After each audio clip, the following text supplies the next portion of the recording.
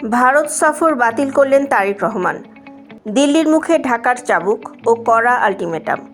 আসসালামু আলাইকুম। ভারতের মাটি ব্যবহার করে শেখ হাসিনার বিতর্কিত রাজনৈতিক বক্তব্য ও প্রকাশ্য সংবাদ সম্মেলনের জবাবে দিল্লিকে এক নজিরবিহীন এবং কড়া জবাব দিল বাংলাদেশ সরকার। বহুল আলোচিত প্রধানমন্ত্রী তারেক রহমানের দিল্লি সফর আপাতত চূড়ান্তভাবে বাতিল ঘোষণা করেছে ঢাকা। স্পষ্ট জানিয়ে দেওয়া হয়েছে, মানবতা বিরোধী অপরাধে দণ্ডপ্রাপ্ত শেখ হাসিনাকে ফেরত না দেওয়া পর্যন্ত ভারত সফরের কোনো প্রশ্নই ওঠে না। পররাষ্ট্র মন্ত্রণালয়ের এই সাহসী এবং বাংলাদেশ ফার্স্ট নীতির ঘোষণায় পুরো দেশ জুড়ে সাধারণ মানুষের মাঝে বইছে আনন্দের জোয়ার। ভারতের প্রেশার পলিটিক্স ভেস্তে দিয়ে ঢাকার এই ঐতিহাসিক কূটনৈতিক ধাক্কা এবং ইনসাইড রিপোর্ট নিয়ে আমাদের আজকের বিশেষ বিশ্লেষণ। দর্শক, ভারতীয় গণমাধ্যম থেকে শুরু করে দুই দেশের শীর্ষ কর্মকর্তারা যেখানে ধারণা করেছিলেন চলতি আগস্টের মাঝামাঝি সময়ে দিল্লি সফরে যাচ্ছেন বাংলাদেশ প্রধানমন্ত্রী তারেক রহমান, ঠিক তখনই পররাষ্ট্র মন্ত্রণালয়ে জরুরি প্রেস ব্রিফিং ডাকেন মুখপাত্র AKM শহীদুল করিম। অত্যন্ত স্পষ্ট ভাষায় তিনি জানিয়ে দেন, প্রধানমন্ত্রীর ভারত সফরের জন্য যে অনুকূল পরিবেশ থাকা দরকার, বর্তমানে তা বিনষ্ট হয়েছে।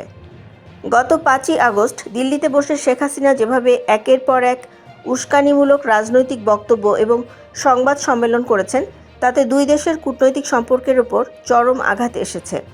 বাংলাদেশ পরিষ্কার জানিয়ে দিয়েছে, বাংলাদেশ ফার্স্ট নীতিতে কোনো আপোষ হবে না। ঢাকার এই সিদ্ধান্তে ভারতের সাউথ ব্লকে চরম অস্বস্তি এবং তোলপাড় শুরু হয়েছে। পররাষ্ট্র মন্ত্রণালয়ের মুখপাত্র AKM শহীদুল করিম কূটনৈতিক প্রোটোকল বজায় রেখে ভারতের সামনে দুটি কড়া শর্ত তুলে ধরেছেন।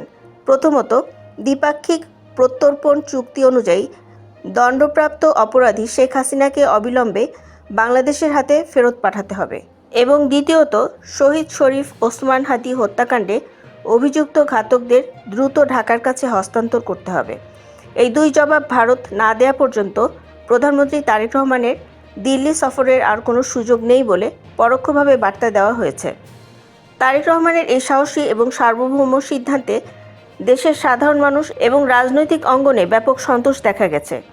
2024 সালের আগস্টের পর যখন ভারত বাংলাদেশ সম্পর্ক তলানিতে গিয়ে ঠেকেছিল, তখন নতুন সরকার গঠনের পর ভারতের লোকসভা স্পিকার ওম বিড়লা নিজে এসে তারেক রহমানকে নরেন্দ্র মোদীর পক্ষ থেকে ঢাকা সফরের আমন্ত্রণ জানান। এমনকি ঢাকায় নিযুক্ত ভারতীয় হাই কমিশনার দীনেশ ত্রিবেদী প্রধানমন্ত্রী তারেক রহমানের সাথে সাক্ষাৎ করে সম্পর্কের বরফ গলানোর আপ্রাণ চেষ্টা চালান। কিন্তু জাতীয় মর্যাদা ও সার্বভৌমত্বের প্রশ্নে বিন্দুমাত্র নতি স্বীকার না করে হাসিনাকে ফেরত পাঠানোর শর্তে অনড় থেকে জনগণের মনের আকুল বাসনাকেই যেন জয় করলেন তারেক রহমান।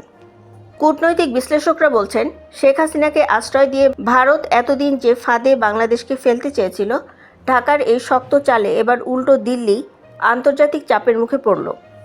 সার্বভৌম সমতা এবং জাতীয় মর্যাদার ভিত্তিতে সম্পর্ক গড়ার যে লাল দাগ বাংলাদেশ টেনে দিল, তাতে এখন নরেন্দ্র মোদী সরকারকে সিদ্ধান্ত নিতে হবে, তারা কি শেখ হাসিনাকে ধরে রাখবে নাকি বাংলাদেশের 18 কোটি মানুষের সাথে ঐতিহাসিক সম্পর্ক বজায় রাখবে।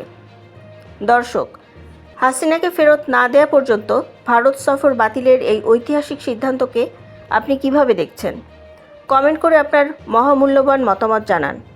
ঢাকা দিল্লি কূটনীতিক এবং বাংলাদেশ সরকারের সমসাময়িক সমস্ত ইনসাইড আপডেট সবার আগে পেতে চ্যানেলটি সাবস্ক্রাইব করে আমাদের বিডি হট নিউজ পরিবারের সাথেই থাকুন।